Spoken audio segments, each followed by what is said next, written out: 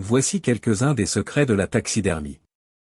Ils me furent révélés par un taxidermiste, dans un moment d'expansion. Il me les conta entre son premier et son quatrième verre de whisky, moment où l'homme perd toute circonspection et cependant, n'est pas encore ivre. Nous étions dans son taudis, qui était à la fois sa bibliothèque, son salon et sa salle à manger, et séparés, du moins quant à la vue, par un rideau de bambou japonais, du fétide réduit dans lequel il s'adonnait à ses travaux.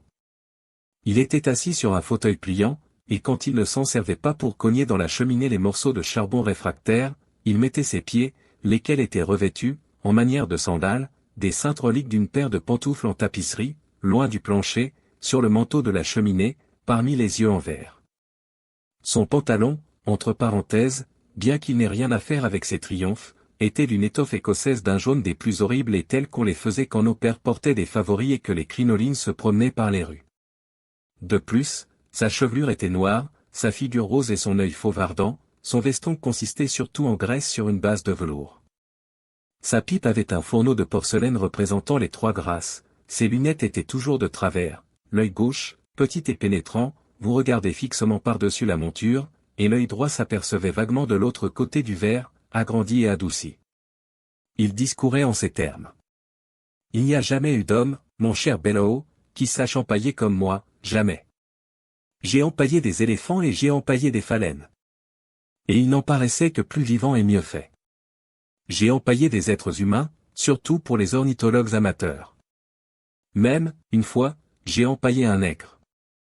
Non, il n'y a pas de loi qui le défende, je l'avais fait avec les doigts écartés et m'en servais comme de porte-manteau, mais cet imbécile de Homersby lui chercha querelle un soir, très tard, et le démolit. Cela se passait avant que je ne vous connusse. C'est difficile d'avoir des peaux, sans cela j'en aurais fait un autre. Désagréable? Ma foi non. Il me semble que la taxidermie pourra plus tard être substituée avec avantage aux inhumations et aux crémations. Vous pourriez conserver auprès de vous tous ceux qui vous sont chers. Un bric-à-brac de ce genre, disposé à travers la maison, vaudrait autant que n'importe quelle compagnie et serait moins coûteux. Vous pourriez les agencer avec des mouvements d'horlogerie et leur faire des choses. Évidemment il faudrait les vernir, mais il ne serait pas nécessaire de les rendre plus brillants que ne le sont en nature des masses de gens. Le crâne chauve du vieux Manintry. Quoi qu'il en soit, on pourrait causer avec eux sans être interrompu, même avec ses vieilles tantes. Il y a un grand avenir réservé à la taxidermie, croyez-le bien. Il y a les fossiles. Il se tut soudain. Non, il ne faut pas que je vous le dise.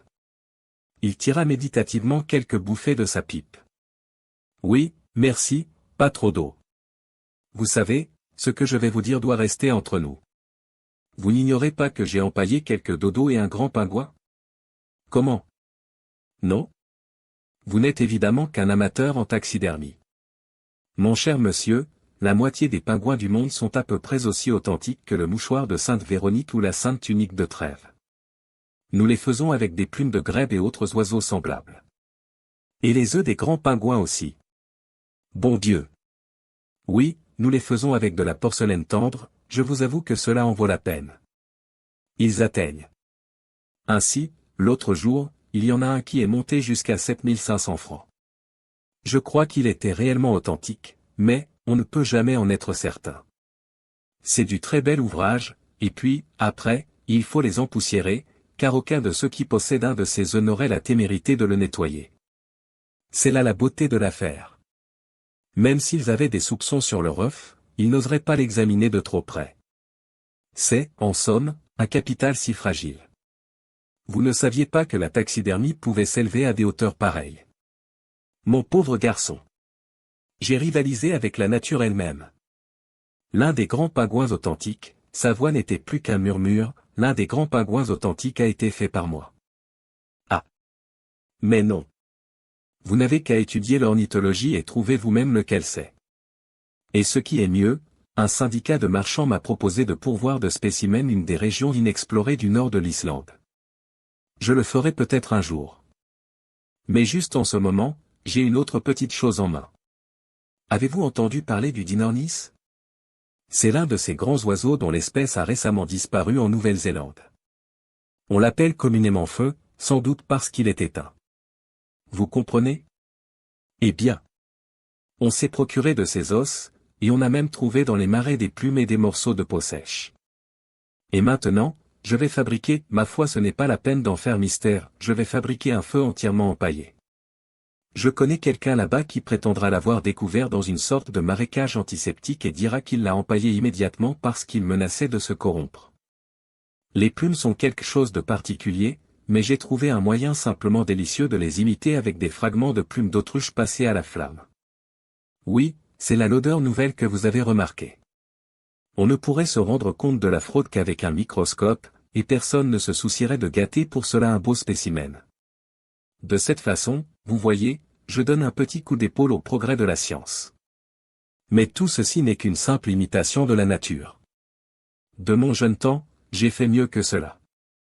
Je l'ai battu.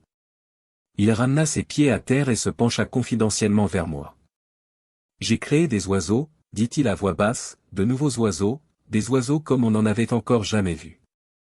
Il replaça ses pieds sur le manteau de la cheminée pendant un silence impressionnant. Enrichir l'univers, plutôt. Quelques-uns des oiseaux que j'ai fabriqués étaient des espèces nouvelles de colibris et de fort jolies, petites choses, mais quelques-uns étaient simplement fantaisistes. Le plus drôle de cela fut, je crois, l'Anomatopteryx juna.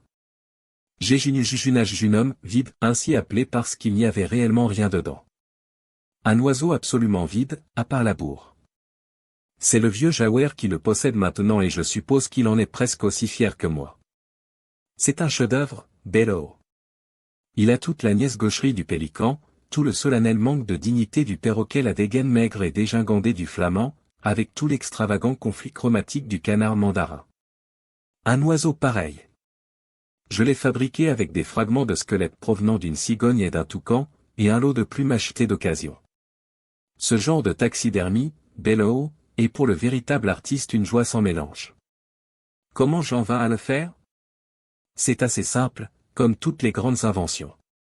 L'un de ces jeunes génies qui rédigent pour les journaux des notes scientifiques, mit la main sur une brochure allemande concernant les oiseaux de la Nouvelle-Zélande et la traduisit au moyen d'un dictionnaire et de ses facultés naturelles. Il s'embrouilla, grâce à ces dernières, dans l'Aptéryx vivant et l'Anomatoptéryx disparu, parla d'un oiseau haut de 5 pieds, vivant dans les jungles de la Zélande septentrionale, dont les spécimens rares et timides étaient difficiles à obtenir et ainsi de suite. Savary, qui, même pour un collectionneur, est un homme miraculeusement ignorant, lut ces paragraphes et jura qu'il aurait la chose à tout prix. Il tourmenta de ces questions tous les marchands. Cela montre ce qu'un homme peut faire avec de la persistance, avec de la volonté. Voilà un collectionneur d'oiseaux jurant qu'il aurait un spécimen d'un oiseau qui n'existe pas, qui n'avait jamais existé et qui, à la honte même de sa dégaine profane, ne pourrait probablement pas exister maintenant si on lui donnait la vie, et il l'obtint. Encore un peu de whisky, Bello? Fit le taxidermiste s'éveillant d'une passagère contemplation des mystères de la volonté et de l'esprit collectionneur, et rasséréné, il continua à me conter comment il avait façonné une sirène des plus séduisantes et comment un prédicateur errant, qu'elle empêchait d'avoir un auditoire, la détruisit sous prétexte d'idolâtrie. Mais comme la conversation des personnages qui prirent part à cette transaction, créateurs, acheteurs et destructeurs, était uniformément impropre à la publication, ce joyeux incident ne sera pas rédigé. Les lecteurs peu familiers avec les obscures méthodes des collectionneurs seront peut-être enclins à douter du récit de mon taxidermiste, mais pour ce qui concerne les œufs du grand pingouin et les faux oiseaux empaillés, ces dires ont été confirmés par de distingués ornithologistes, et les notes concernant l'oiseau de la Nouvelle-Zélande ont paru de fait dans un journal du matin, d'une réputation au-dessus de tout soupçon, car le taxidermiste en conserve un exemplaire qu'il m'a montré.